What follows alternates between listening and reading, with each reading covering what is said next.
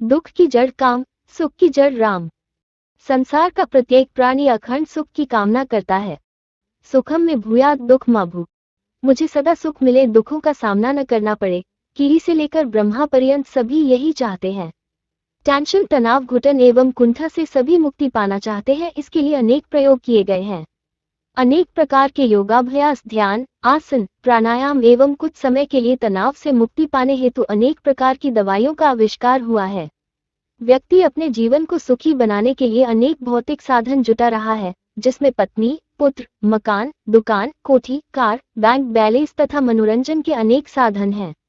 विवाह से पूर्व व्यक्ति सोचता है कि विवाह होगा, सुंदर पत्नी होगी, मिलेगी, पति पत्नी दोनों मिलकर आनंद का जीवन बिताएंगे। विवाह से पूर्व पति को पत्नी में तथा पत्नी को पति में अखंड आनंद का आभास होता है। प्रायः प्रत्येक व्यक्ति, बालक बालिकाएं विवाह के लिए सदा समुत्सुक रहते हैं, अनेक प्रकार की कल्पनाएं करते हैं।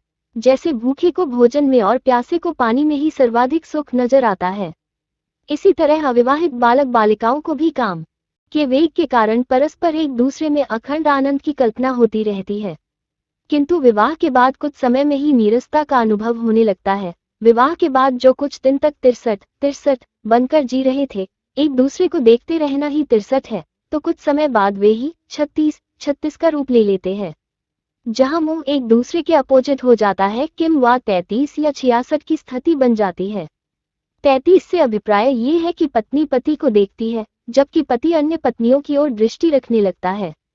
शास्त्रों ने पुरुष को ब्रह्म कहा है। कुछ एक चरित्रवान पुरुषों को छोड़कर शेष पुरुष ब्रह्म की तरह नवीन कलियों की ओर दृष्टि लगाए रहते हैं। इसी तरह कुछ एक चरित्रवान स्त्रियों को छोड़कर पुंश्चली स्त्रियों का स्वभाव भी नवीन पुरुषों की ओर आकर्षित होता रहता है। शास्त्र का वचन है, भरेंगी पुष्प पुरुष्यति नवम नवम, अर्थात चरित्रहीन स्त्री भरेगी भ्रमरी की तरह अन्य पुरुषों की ओर कामना करती है या रखती है।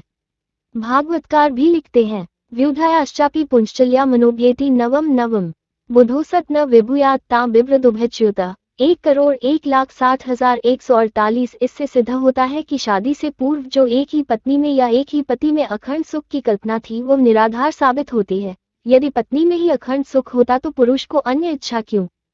इसी तरह यदि पुरुष में अखंड सुख होता तो नारी का पर पुरुष आकर्षण क्यों? इससे ये सिद्ध होता है कि पुरुष या स्त्री में क्षणिक आनंद ही है, अखंड नहीं। पत्नी के बाद व्यक्ति के हृदय में पुत्र पाने की तीव्र लालसा होती है। हर पुरुष विवाह के बाद पिता बनना चाहता है तथा नव विवाहिता स्त्री मां बनने के स्वप्न देखने लगती है। पत्नी गर्भवती होती है तो पति पत्नी दोनों प्रसन्न होते हैं, ये सोचकर कि अब हम माता पिता बनेंगे। फिर क्षणिक प्रसन्नता का अनुभव होता है। परमात्मा कृपा करे पुत्र ही हो तो जीवन आनंदमय हो जाएगा। दोनों आपस में इस तरह विचार करते हैं। और यदि कन्या का जन्म हुआ तो थोड़ा सा नीरस होकर, नर्वस होकर कहते हैं कि भगवान ने जो दिया सो वह ठीक है। पुत्री होते ही उसकी पढ़ाई एवं विवाह की चिंता प्रारंभ हो जाती है। उसके विवाह के लिए बीमा या बैंक बैलेंस संचित करने की चिंता प्रारंभ हो गई। यदि पुत्र होता है तो उसे खुशी का अनुभव होता है, लोग बधाइयां देने आते हैं, ये मिठाइयां बांटकर खुश हो रहे होते हैं। किंतु अभी ये पता नहीं पुत्र गूंगा है या बहरा है, बुद्धिमान है या मूर्ख। पुत्र का भविष्य कैसा रहेगा, इसके बारे में भी माता पिता चिंतित देखे जाते हैं। पुत्र पुत्री के जन्म के बाद उनके लालन पालन, पढ़ाई एवं रहने के लिए मकान, जीविका के लिए दुकान, बीमारियों के लिए बैंक बैलेंस, बचपन में खेलने के लिए खिलौने, फिर साइकिल, कुछ बड़े होने पर स्कूटर, उसके कार के संग्रह की चिंता प्रारंभ हो जाती है। बच्चा बीमार होता है तो अभिभावक माता पिता एकदम घबरा जाते हैं, कहीं बच्चे को कुछ हो न जाए। रात्रि को 10 बजा है या 12, बच्चे की बीमारी को देखते ही व्यक्ति डॉक्टर की ओर भागता है। वर्तमान समय में इलाज भी सस्ता नहीं रह गया। डॉक्टर घर आने की फीस अधिक लेता है, फिर दवाइयाँ भी कीमती लिखकर जाता है। यद्यपि वो बच्चा कम कीमती दवा से भी ठीक हो सकता है, किंतु डॉक्टर सोचता है इतनी फीस ली है, यहाँ तक चलकर आया हूँ, यदि 2-4 रुपए की दवा लिखकर देता हूँ तो मेरा महत्व कम हो जाएगा। दूसरी ओर डॉक्टर ये भी सोचता है कि यदि मेरी दवा से बच्चा ठीक न हुआ तो दूसरे डॉक्टर के यहाँ जाएंगे और फिर उनके ही बनकर रह जाएंगे। हाई डोज से रोग तो ठीक हो गया, किंतु दवाइयों के रिएक्शन से बच्चे को आगे चलकर दूसरी बीमारियां लग जाती हैं। कुछ डॉक्टर इसके अपवाद भी होते हैं जो अपने प्रैक्टिस से अधिक रोगियों का ध्यान रखते हैं और वे धन्यवाद के पात्र हैं। अस्तु, आगे चलकर बच्चा कुछ बड़ा हुआ, चलने लगा, कुछ कुछ बोलने लगा। माता पिता को फिर क्षणिक प्रसन्नता होती है कि बच्चा गूंगा, बहरा या अपाहिज नहीं है। इसके बाद पढ़ाई का नंबर आता है।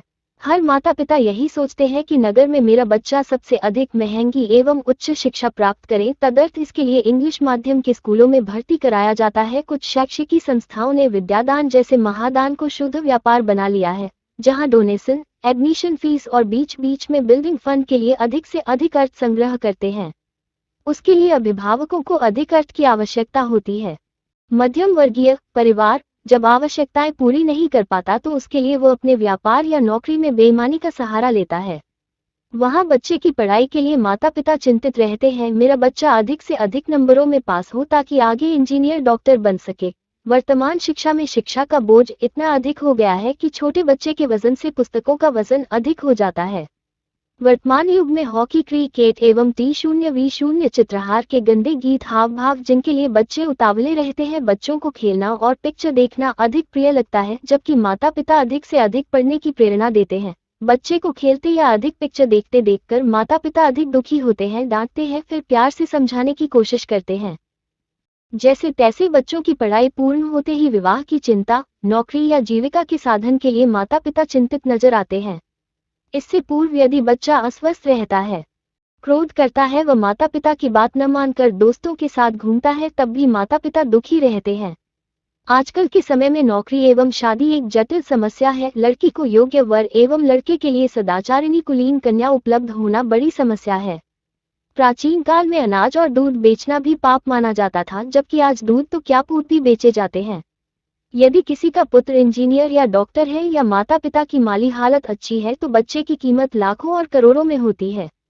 आमतौर पर देखा जाता है कि जब कन्या वाले किसी वर पक्ष के यहाँ जाते हैं और कहते हैं कि हमने सुना है आपका बालक विवाह के योग्य हो गया है, हमारी कन्या भी BA, BSc या MA, MSc कर ली है, गृह कार्य में दक्ष एवं सदाचारिणी है, यदि आप कृपा करें तो हम कृतकृत्य हो जाएंगे। बालक के पिता को अभिमान है कि मैं पैसे वाला हूँ और मेरा बेटा भी क्वालिफाइड है, इसलिए पहले तो ये कहते हैं कि अभी तो शादी का विचार ही नहीं है।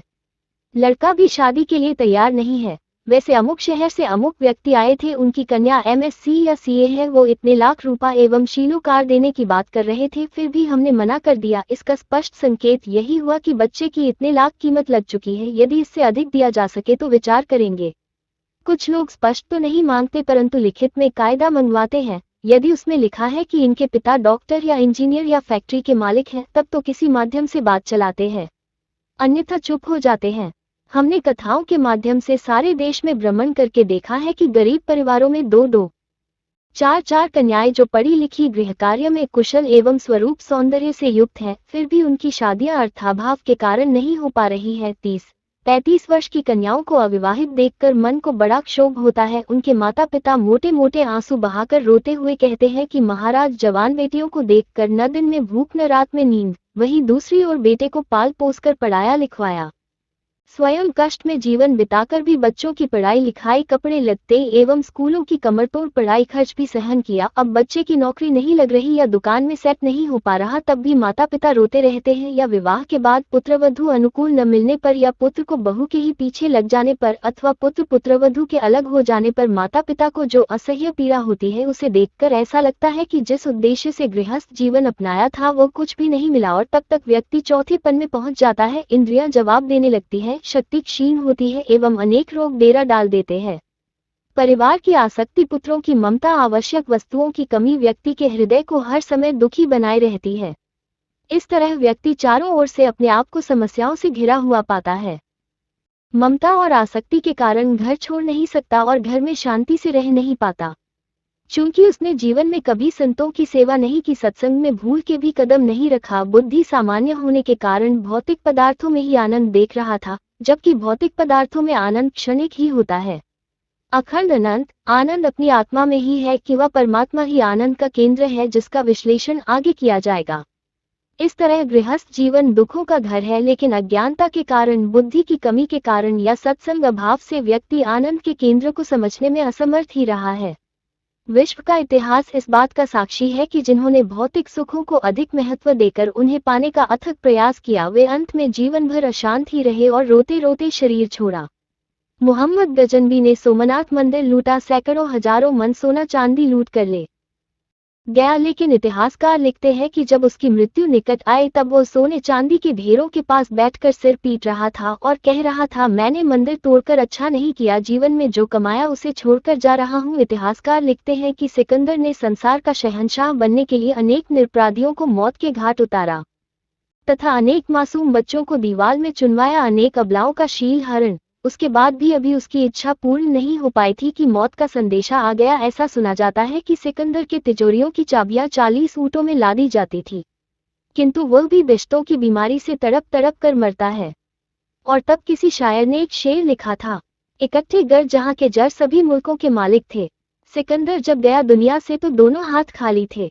मुसोलिनी, हिटलर, नेपोलियन, जिन्होंने अगणित नरसंहार कराए, लेकिन वे भी अखंड शांति प्राप्त न कर सके। रावण के लिए तो बहुत प्रसिद्ध बात है ये कि 1 लाख पूत 1.25 लाख नाती, ता रावण घर दिया न बाती। रावण जब समाप्त हुआ तो मंदोदरी कहती है, गोस्वामी तुलसीदास जी के शब्दों में, राम विमुख असहाल तुम्हारा, रहा न को कुल रोग निहारा। कहते हैं रावण की चिता में विभीषण ने ही आग लगाई। रावण के पास आखिर किस वस्तु की कमी थी? संसार के सभी भौतिक सुख रावण को उपलब्ध थे। उसकी नगरी सुवर्ण की थी, 1 लाख पुत्र 1.25 लाख नाती प्रसिद्ध ही हैं। पत्नियां एक ही नहीं अनेक थी। गोस्वामी तुलसीदास जी ने कहा है, देव, यक्ष, गंधर्व न किन्नर नाग कुमारी, जीती बड़ी निज बाहुबल बहु सुंदर वर नारी। कुछ राजाओं की रानियों की तो गिनती थी, एक सीमा थी, किंतु रावण की पत्नियां अगणित थी। जीतवरी निज बाहुबल बहु सुंदर वर नारी, और वे सामान्य नहीं थी, अति सुंदरी थी। महर्षि वाल्मीकि ने भी अपनी रामायण में लिखा है कि जब हनुमंत जी सीता अन्वेषण के लिए रात्रि में लंका में प्रवेश करते हैं तो तुलसीदास जी भी लिखते हैं कि मंदिर मंदिर प्रति कर सोधा, देखे जह तह अगणित जोधा, गयो दशानन मंदिर माही, अति विचित्र कही जात सो नहीं। लेकिन महर्षि वाल्मीकि जी विस्तार से लिखते हैं कि जब हनुमंत लाल जी महाराज रावण के महल में पहुंचे और मंदोदरी को रावण के पास देखा तो उन्हें एक बार ऐसा लगा कि कहीं भगवती सीता यही तो नहीं है। पुनः विचार करते हैं कि भगवान राम की पत्नी पतिव्रता शिरोमणि भगवती जानकी पर पुरुष के साथ इस तरह कभी नहीं सो सकती। इससे मंदोदरी के सौंदर्य का संकेत मिलता है कि वह भगवती जानकी जैसी सुंदरी थी। इस तरह देव कन्याएं नागन्याएं अगणित थी, फिर भी अखंड शांति का अनुभव उसे नहीं हुआ। रावण के पास सभी भौतिक सुख उपलब्ध थे, जैसे स्वस्थ शरीर, दीर्घजीवी जीवन, रहने के लिए स्वर्णमयी लंका, अटूट संपत्ति, लाखों पुत्र पौत्र, समृद्धि से घिरी हुई सुरक्षित राजधानी। वाहन की दृष्टि से भी रावण के पास पुष्पक विमान था, जिसके द्वारा वह आकाश मार्ग से कहीं भी जा सकता था। उसके घर में, उसकी लंका में झाड़ू लगाने वाले नौकर नहीं थे, क्योंकि पवन देवता ही झाड़ू लगाते थे। इसी तरह अग्नि देवता स्वयं भोजन की व्यवस्था करते थे। सूर्य का ताप भी रावण की इच्छा पर हो गया था। जैसे गैस के चूल्हे की ज्वाला को देवियां कम और ज्यादा करती है कि वह पंखे की चाल को व्यक्ति इच्छानुसार बटन के माध्यम। बाकी की कथा अगले भाग में। ये कथा सुनने के लिए आपका बहुत बहुत धन्यवाद। अगर कथा अच्छी लगी हो तो वीडियो को लाइक, शेयर और चैनल को सब्सक्राइब जरूर करें। कमेंट में राधे राधे जय श्री कृष्णा लिखना ना भूलें।